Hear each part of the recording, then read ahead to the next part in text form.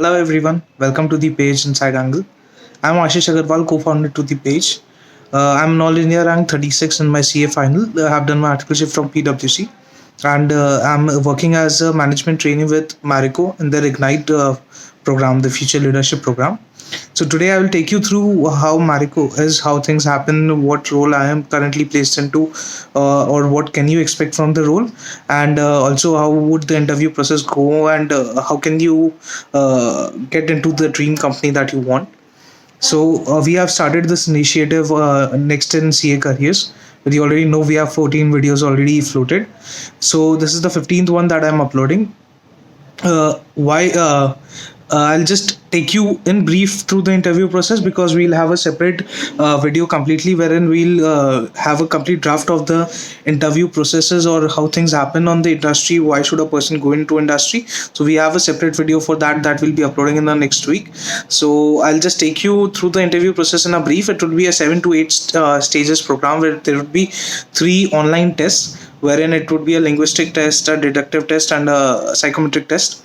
Post that, once you get selected there, you will get into the GD section. In the GD, they have a special type of GD wherein they give you a case study, and then people discuss upon that basis the case study. And post that, there is a 1-to-1 round also in the GD, wherein questions are asked by the panelist. Post the GD, we have around 3 to 4 rounds of PIs, wherein there would be technical questions all around. There could be a stress interview, and say till the last session there is technical questions. Even on the CFO round, you could expect some technicals. Not always, but yes, there could be possibility. So that is how the interview process goes on. Now let me take you in depth to the role. What can you expect? So the program of management trainee with Marico, it's a usually 3 stint program, wherein it takes you around 6 to 9 months being in the program as a management trainee, where they will give you 2 to 3 stints. Now, what are stints? Stints are the small phases of period, say 2 months, 3 months, 4 months, wherein you will be placed in a specific project or a specific role, and then you need to fulfill the KPIs of that role, or you need to fulfill the KPIs of that project. My first stint is with my manufacturing commercial, where I've just completed my stint, and the next one is with sales commercial. So in this process, what happens is, in manufacturing commercial, I had to manage the complete HO role of a manufacturing commercial manager, wherein I had people underneath me who were there, and also there were other things I had to manage the plant activities in a form that if there were some issues with the plant, that needs to be catered by me. Also, since we do budgeting and FI budgeting, so for an year ahead, so I did the budgeting process for FY23. I did a few automation projects for the company. So that is how the stint for me went across. Post that, I'll have a sales stint. So sales stint is usually a compulsory stint that happens in the process of Marico. What other departments do they offer, and where could you possibly be placed? So I'll take you through that. Yeah, so Marico offers various departments. Like, there could be sales commercial department, there could be manufacturing commercial, there could be business finance, category finance, there could be NRM, net revenue management, or they have a cost savings department known as Marvel.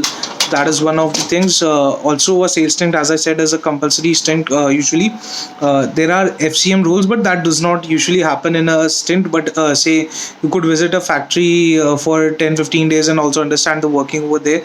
So these are a few offerings. I'll just list down what happens in which role. So in a manufacturing commercial role, there could be a factory commercial role, or there could be a HO commercial role. What I did was an HO commercial role, wherein I led some automation projects, or I led the budgeting process. Also, I had managed the day-to-day activities with the plants, that say in case a plant has some problems or some changes needs to be made, there are some commercial aspects to various things, or there are accounting aspects to some things. So those needs to be checked upon. Sorry, I missed upon a department, that they have the direct tax department and indirect tax department also.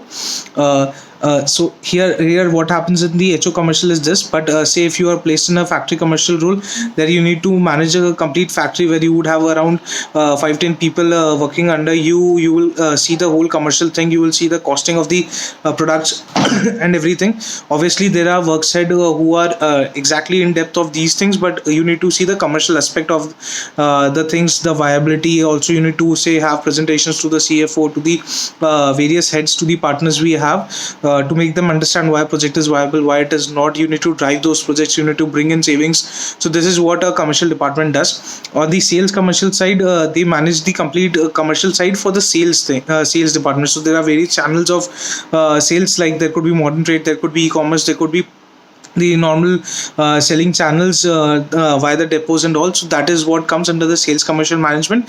They look into all the selling activities, like how much is to be sold, what are the volumes, what would be done, what at what prices. Also they check upon things like sales commercial looks upon the costs also. So there are various costs involved with sales, which are also looked upon by them.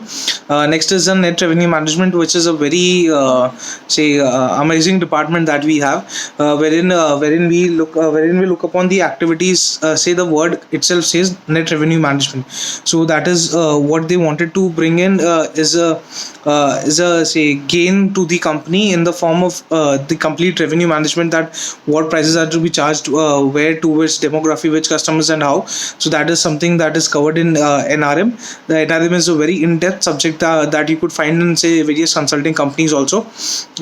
Apart from that, one is a Marvel department that I told you about, is a cost savings department, wherein we try to find out new cost saving ideas and try to implement them in the various plants or in the sales areas that we have. So that is the complete role of the Marvel department. When they find out new ideas, they try to implement it, they think about its feasibility and how things can be done. Apart from that, and the taxation departments are as normal as you could find in any other company. I was missing upon a very important two departments, that is investor relationships and M&A. So that departments looks upon the investor relations. Say we have an earnings call every quarter, so that is what is managed by them. Also day to day, if there are some investors, like say big companies, Edelweiss wants to invest in us, so that is what they have a complete contact with them. That is how they update to the CFOs and the CEOs who connect with the investors. So that is what they do. Also they prepare decks for presentations to the investors. Apart from the M&A section, they conduct the various organic and they usually conduct the inorganic growth that we call via the M&A. Say latest we did the mergers with Beardo, that is it lifestyle. So that was something that M&A did. So these are one of the roles. Also there is a business finance role, which is generally a role wherein every manager has his own brand. Say Safola as a brand is controlled by a manager who looks upon its cost, who looks upon its revenue. So that's a complete profitability picture. I showed you a manufacturing commercial side, wherein we have the cost picture. Another side is the sales commercial, where that is the revenue structure, and the business finance is basically the profit center, profit structure, not the profit center. So that will analyze both the costs and the revenue for a particular brand, and they will understand that what are the hits and what are the gains that are going to come to a company. Sorry for missing again a department, that was the corporate accounts department, wherein you could be put who manages the complete say the accounts, the financial statements of the company. So that is one. This is what you can find in the Ignite program. So you can be placed in two of these departments for a tenure of say 2 months or 3 months, or in fact sometimes 4 months also, basically depending upon what is required for that role and how much learning can you gain, and also what are the situations currently in the company. Also sales stint is usually mandatory, and you are sure to get that also. Apart from that, I think I've covered a lot. Why did I choose Marico as a preference? So I had various companies in hand on the same day while choosing Marico, but I thought that their program was quite exhaustive, and that is what I wanted to learn from my life. And also I thought that value addition is what I wanted from inside, and I thought that best I can do is that with Marico and not anywhere else, because of the flexibility they offer, and because of the say the flat designation structure that they have, and that is the reason I chose Marico. So yeah, all the best for your interviews and for your placements. Hope you do great. Thank you.